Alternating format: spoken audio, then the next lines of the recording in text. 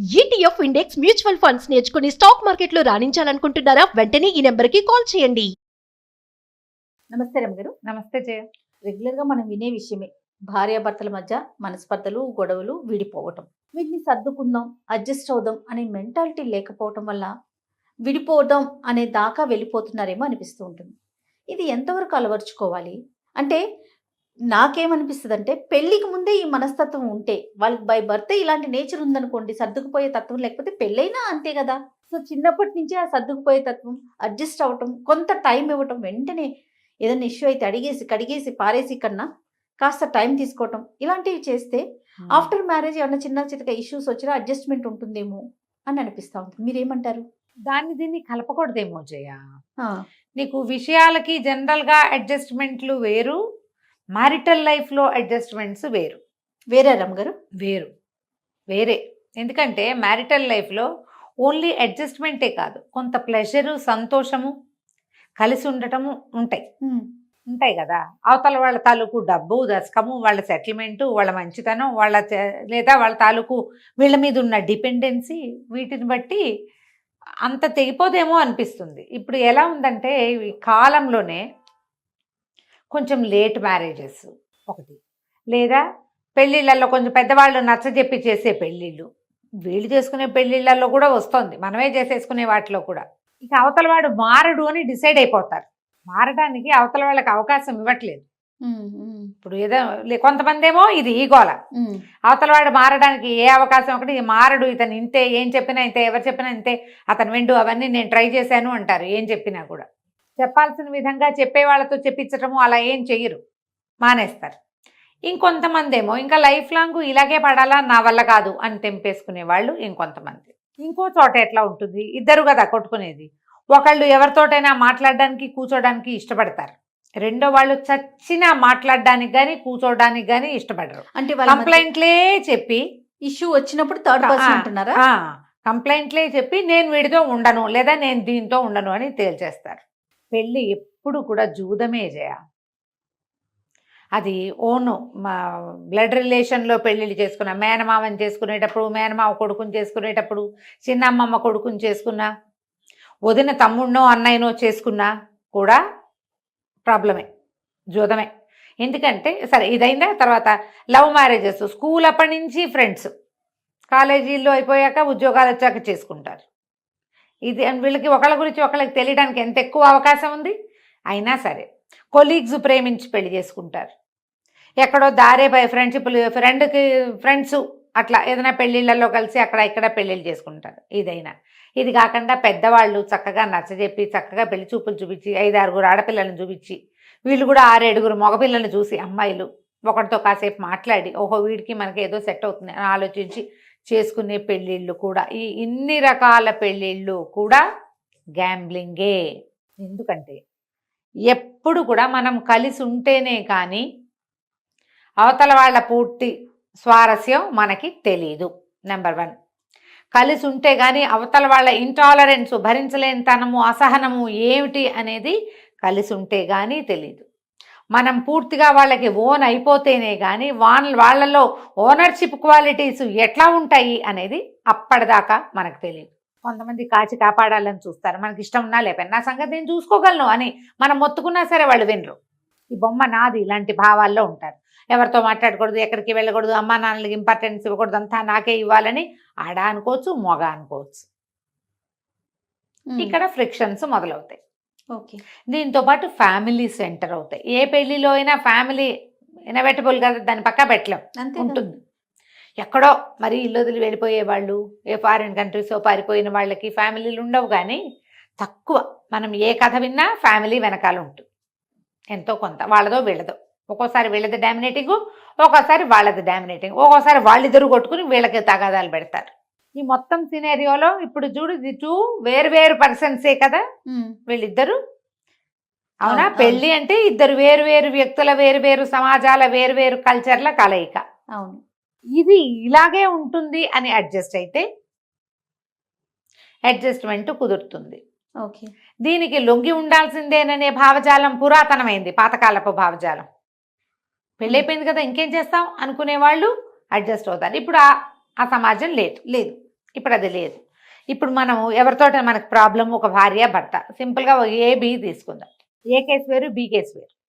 ఏ కేసులో అమ్మాయి అన్ని దాని ఇష్టారాజ్యమే, అంతా దాని ఇష్టమే, ప్రతిదీ నాకు నేను అనుకున్నదే చేయాలి, నాకు నచ్చినట్టే చేయాలి. ఒక చిన్న తేడా చేసినా తను ఏ పని చేయదు, ఎవరికి ఏం చేయదు. వాళ్ళు ఏదైనా ఇంత తేడా చేయగానే వాళ్ళు తేడా చేశారంటుంది. మధ్యలో వీళ్ళకి కాంజుగల్ లైఫ్ ఏదో సరిగ్గా ఉండదు. వీళ్ళిద్దరూ కలిసి ఓ డాక్టర్ దగ్గరికి వెళ్ళాలో, ఓ సైకాలజిస్ట్ దగ్గరికి వెళ్ళాలో, అది వెళ్దామంటుంది, వీడు రాడు. అమ్మాయికి మానసిక సమస్య, అబ్బాయికి శారీరక సమస్య. వీళ్ళు మాట్లాడుకుని 2 చోట్లకి వెళ్ళి దీన్ని సర్దుకుంటే పెళ్ళి సర్దుబాటు అవుతుంది. ఎవరో ఒకళ్ళే వెళ్తాము, రెండో వాళ్ళు వెళ్ళము అంటే ఈ పెళ్లి సక్సెస్ కాదు. ఇది ఆత్మహత్యలకు కానీ విడాకులకు కానీ దారితీస్తుంది. ఓకే. ఇది ఏ రకం పెళ్ళి. బి రకం పెళ్ళిళ్ళు ఇప్పుడు సస్టైనబుల్గా నడుస్తున్న పెళ్ళిళ్ళు. వీళ్ళకి ఇద్దరికీ సమస్యలు ఉంటాయి, శారీరక మానసిక సమస్యలు, ఫ్యామిలీ ఇష్యూస్ కూడా ఉంటాయి. కొట్టుకుంటూ ఉంటారు కానీ కలిసే ఉంటారు, కలిసే తమ సమాజాన్ని ముందుకు నడిపిస్తూ ఉంటారు. అది హెల్దీయా అని మొన్న ఒకళ్ళు అడిగారు నన్ను. అది హెల్దీయేనా? టాక్సిక్ రిలేషన్షిప్ ఎందుకు అది కంటిన్యూ చేయాలి అని. నువ్వు విడిపోతావు, ఏమిటవుతుంది? ఏమవుతుంది? నువ్వు ఒక్కదానివే ఉంటావు, లేదా వాడు అక్కడే ఉంటాడు. మీ పిల్లలు ఎవరికి పుట్టిన బిడ్డ ఎక్కెక్కి ఏడుస్తున్నారని అలో లక్షణ అని అఘోరిస్తారు. మీ ఫ్యామిలీలో ఉన్న చిన్నపిల్లలు పెళ్లి మీద నమ్మకాన్ని పోగొట్టుకుంటారు. ఇప్పుడు ఏ కరెక్టా, బి కరెక్టా? నువ్వు చెప్పు. విడిపోయే కన్నా కలిసి ఉండటం బెటర్ కదా రమ్మగారు. కదా, ఈ కలిసి ఉండి మీరు మీతో ఉన్న పెద్దవాళ్ళకి న్యాయం చేస్తారు, పిల్లలకి న్యాయం చేస్తారు, మీ చుట్టూతా ఉన్న సమాజానికి న్యాయం చేస్తారు. ఇందులో టాక్సిసిటీ ఉందంటే డెఫినెట్గా ఉంది. ఎస్. దీన్ని మనం సార్ట్ అవుట్ చేసుకోవచ్చు, కలిసే ఉందాం ఏదైతే అది అయ్యింది అని. నేను చాలా మంది దగ్గర వింటాను జయ, ఒకళ్ళ పేరు ఒకళ్ళ సంగతి చెప్పడం కాదు, పేర్లు నేను ఎలాగూ ఎవరి పేర్లు చెప్పను, కానీ విషయాలు అప్పుడప్పుడు నేను ఇక్కడ ప్రస్తావిస్తూనే ఉంటాను. నేను అడుగుతాను కూడా, అమ్మ ఈ సంగతి చెప్పనా అని. కొంతమంది మేడం ఇవి బయటికి చెప్పరు కదా అని అడుగుతారు. అలాంటి విషయాలు నేను బయటికి చెప్పటం. మాకు చాలా ఇష్యూస్ ఉన్నాయండి, బట్ మేము ఫ్రెండ్లీగా ఉంటాం. ఇష్యూస్ ఉన్నాయి, అవి సార్ట్అవుట్ చేసుకోవాలి. పెళ్ళై 10-12 సంవత్సరాల తర్వాత కూడా ఇష్యూస్ ఉన్నాయని కలిసే ఉండేవాళ్ళు బోల్డ్ మంది ఉన్నారు జయ. కానీ కలిసే ఉంటారు. ఎందుకంటే మా పేరెంట్స్, వాళ్ళ పేరెంట్స్, మా చెల్లెలు పెళ్ళి ఉంది, మా తమ్ముడు ఉన్నాడు ఇంకా చదువుకుంటున్నాడు. ఒక ఆవిడ ఎవరో చెప్పారు ఈ సంగతి చెప్పనా అని అడిగా.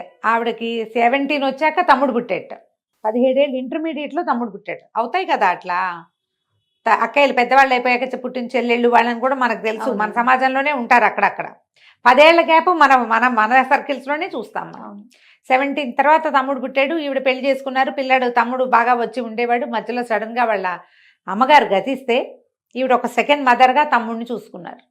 హస్బెండ్తో ఇష్యూ వస్తే తమ్ముడి జీవితం పాడవుతుందని సర్దుకుని ఉన్నారట జయ ఆవిడ. అబ్బా, అది ఫ్యామిలీ లేకుండా పోతుంది, బాగా సపోర్ట్ లేకుండా పోతుందని హస్బెండ్తో ఇష్యూ వస్తే ఆయన ఏదో వేరే ఫ్రెండ్షిప్ల్లోకి వెళ్తే ఆవిడ వెయిట్ చేసి కొంతకాలం సార్ట్అవుట్ చేసుకున్నారు. తర్వాత ఈ మాట చెప్పాలండి అని చెప్పారు ఆవిడే స్వయంగా నాకు. పెద్దవాళ్లే, నా ఏజ్ ఉంటుంది ఇంచుమించుగా. ఒక 4-5 ఏళ్లలో నేను ఓర్పు పట్టినందుకు నేను మా తమ్ముడు కోసం ఓర్చుకున్నా, కానీ అది చివరికి ఒక 4-5 ఏళ్లలో అవతల సమస్య తీరిపోయింది. మా హస్బెండ్ కూడా రియలైజ్ అయ్యారు నేను పొరపాటు చేశాను అని చెప్పి, సార్ట్ అయిపోయింది.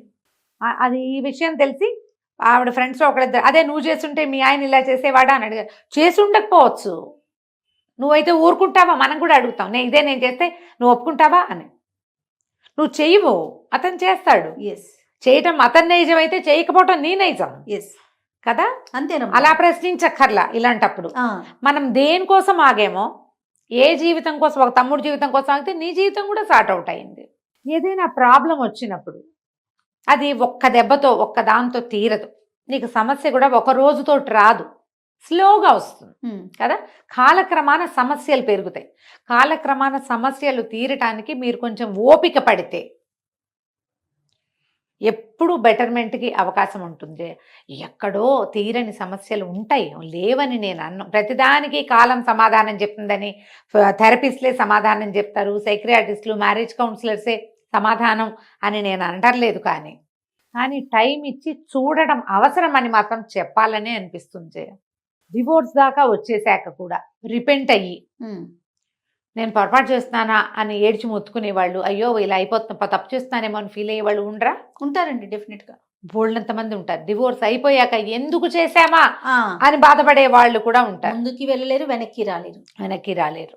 అవును. ఒక ఒక పెళ్ళాం ఏదో అమ్మాయితోటి పడలేక అమ్మాయిని డివోర్స్ ఇచ్చి ఇంకో పెళ్లి చేసుకుంటే దాక్కున్న చోటకి దయ్యం వచ్చినట్టు ఇది ఇంకో రకం. అంతే కదా.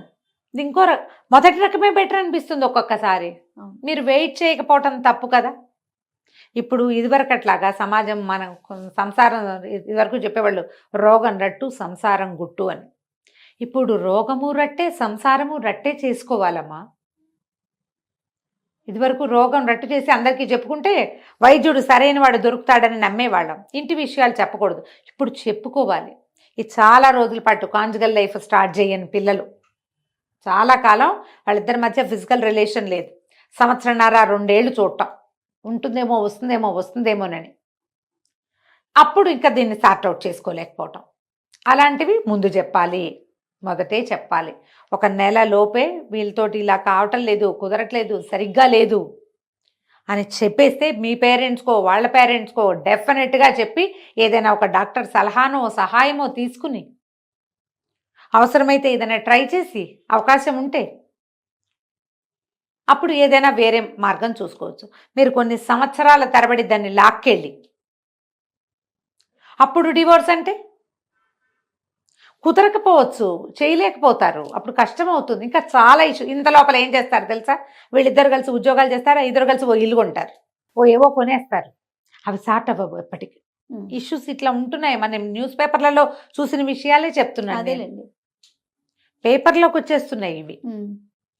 మీరు ఇలాంటి సమస్యలు ఏదైనా ఉంటే లేదా మానసిక సమస్యలు, ఆ అమ్మాయికి ఫెసిలిటీ ఉంది, అతనికి ఇంకొకటి ఏదో ఉంది, ఇవి ఓపెన్ చేసుకుని చెప్పుకోవాల్సింది. ఇప్పుడు చూడు, సంసారం గుట్టు చేయలేం కదా మనం. మరి మనకి అవకాశాలు వచ్చాయమ్మా. డాక్టర్లు ఇది వరకటి కంటే ఇప్పుడు బాగా ఫ్రీగా మాట్లాడడానికి మనకి అవకాశం దొరికింది. ఇది ఉంది. ఇప్పుడు కౌన్సిలర్లు దొరుకుతున్నారు, థెరపిస్టులు దొరుకుతారు, సైకియాట్రిస్టులు, సైకాలజిస్టులు. మీ ఇద్దరు కూర్చుని వాట్ ఈజ్ వాటర్ అని దీన్ని చీల్చి చెండాడి సమస్యని దేనికి దానికి విడదీస్తే ఏంటి, నీటికి నీరు పాలకు పాలు విడదీస్తే ప్రాబ్లం ఎక్కడుందో తెలిస్తే దాన్ని సార్ట్అవుట్ చేసుకోగలమేమో అర్థమైతే చేసుకుందరు. కానీ right, pre marital post marital counselling అనేది చాలా అవసరం. ఖచ్చితంగా పెళ్ళిళ్ళకి ముందు పిల్లలకి చెప్పాలి, వివాహం అయిన తర్వాత వీళ్ళు ఏం ఫేస్ చేస్తున్నారు అనేది గ్యారంటీగా తెలుసుకోవాలి. గ్యారంటీగా తెలుసుకోకపోతే చివరికి ఇక్కడ ఎండ్ అవుతాం మనం. కూర్చుని మాట్లాడుకునే అవకాశం ఉంటే నలుగురు పెద్దవాళ్ళని మామూలుగా పంచాయతీలు పెడతారు, బయట వాళ్ళని ఎవరినో తెచ్చుకుంటారు. ఇంట్లో చేయండి అమ్మా. మీ పేరెంట్స్ వాళ్ళ పేరెంట్స్, లేదా మీ కజిన్స్ వాళ్ళ కజిన్స్ అట్లా కూర్చోబెట్టి మాట్లాడండి. లేదా మీ ఇద్దరికి క్లోజ్ అయిన కజిన్స్, ఫ్రెండ్స్, క్లోజ్ రిలేషన్స్లో మనకి ఏంటి, మీరు ఇప్పుడు ఇది ఒకళ్ళు ఓపెన్ అయితే కుదరదు, రెండో వాళ్ళు ఇద్దరూ చెయ్యాలి. ఎందుకంటే ఇద్దరివి జీవితాలే. మీరిద్దరూ మళ్ళీ మొదటి నుంచి మొదలు పెట్టాల్సి వస్తారు దీని తర్వాత. ఈ రకమైన అవగాహన పిల్లలకే కాదమ్మా, వాళ్ళ అమ్మా నాన్నలకు కూడా ఉండాలి. నేను ఎప్పుడు చెప్తాను Jaya, pre marital post marital counselling పిల్లలతో పాటు పేరెంట్స్కి కూడా వీళ్ళు ఎంత మటుకు వాళ్ళ జీవితాల్లోకి వెళ్ళాలి అనేది నేర్చుకోవాల్సిందే. మన అమ్మలు మన జీవితాల్లో అంత ప్రవేశించాల, అంత ముందుకెళ్ళాల. మనం కూడా అట్లా చేయకూడదు. పిల్లల బెడ్రూముల్లోకి వెళ్ళిపోకూడదు. మనం వాళ్ళు ఏం చేయాలో మనం చెప్పకూడదు. వాళ్ళు ఏం చేస్తున్నారో తెలుసుకోవాలి. చూడు, చెప్పడానికి తెలుసుకోవడానికి తేడా లేదు. అదే కదా. ఆ చిన్న తేడాన్ని గ్రహిస్తే కనుక మనం వీటిని పెళ్ళిళ్ళన్నిటిని విడాకులు దిశగా పరుగులు తీసేటట్టు కాకుండా స్లో వాక్ చేసేలాగా చేయగలుగుతాం. దీనికి సమాజంలో ఉన్న ప్రతి వాళ్ళు బాధ్యత ఫీల్ అవ్వాలమ్మా. ఏదో పెళ్లి చేసాం వదిలేసాం కాదు. కాస్త కనుక్కొని మాట్లాడి, మీ అబ్బాయిది తప్పైతే అతన్ని సరిచేసి, మన అమ్మాయిదే తప్పైతే మనమే సరి చేసుకుని, ఇలా చేయకూడదు, ఇట్లా ఉండాలి, ఇంతే చేయాలి, ఇంత చేయకూడదు. ఇప్పుడు పెళ్లి చేసేటప్పుడు ఖర్చులు పెట్టేస్తామా, మాట్లాడడానికి వచ్చేసరికల్లా బిగిసిపోతారు. మావాడు మగాడు ఇలాంటివి చెప్తారు. ఈ మగాడు ఆడది కాన్సెప్ట్ ఈ రోజున లేదమ్మా. మగాడు ఎంత మొగతనం అవసరమో వాడికి ఆడదాని అవసరం అంతా ఉంటుంది. పూర్తిగా అవసరమే. ఎవరో ఇంకో పెళ్ళి ఒప్పుకోకపోతే మనవాడు మొగాడుగా ప్రూవ్ గాడు. ఇప్పుడు ప్రధానమైన పాయింట్ అది కదా. అదే కదా. అది ఆలోచించుకోవాలి. మగపిల్లాడు కాబట్టి వాడు ఎలా పడితే అలా ఉంటాడు, ఆడపిల్ల కాబట్టి పిల్ల సర్దుకోవాలి. ఈ భావజాలాల్లోంచి బయటికి వస్తేనే మనం మాట్లాడి సెట్ చేయగలుగుతాం. ఆలోచించండి. అందుకని ఇలా ఆలోచించుకుని మనకి ఏదైనా ఇష్యూ వచ్చినప్పుడు Right. తెంపేసే దిశగా పరిగెత్తకుండా ఆ, తెంపేయద్దు, సరి చేసుకుందాం అనే దిశగా ప్రయత్నం చేస్తే కనుక ఇంత మరీ విడాకులు అయిపోకుండా ఉంటుందేమో ఇండియాలో. మరి తప్పకుండా రమ్మగారు. అయితే ఇది సందర్భం అవునో కాదో నాకు తెలియదు కానీ Hmm. నాకైతే మీరు టైం ఇస్తే కనుక pre marital and post marital కౌన్సిలింగ్కి సంబంధించి మనం కొన్ని టాపిక్స్ చేద్దాము. ఎవరైతే మీ దాకా వస్తానికి ఇష్టపడతారో అలాంటి వారికి మీ సలహాలు సూచనలు కూడా మీరు ఇవ్వాలని నేను కోరుకుంటున్నానండి. ప్రయత్నం చేద్దాం జయ, అవకాశాన్ని బట్టి. నమస్తే. నమస్తే జయ.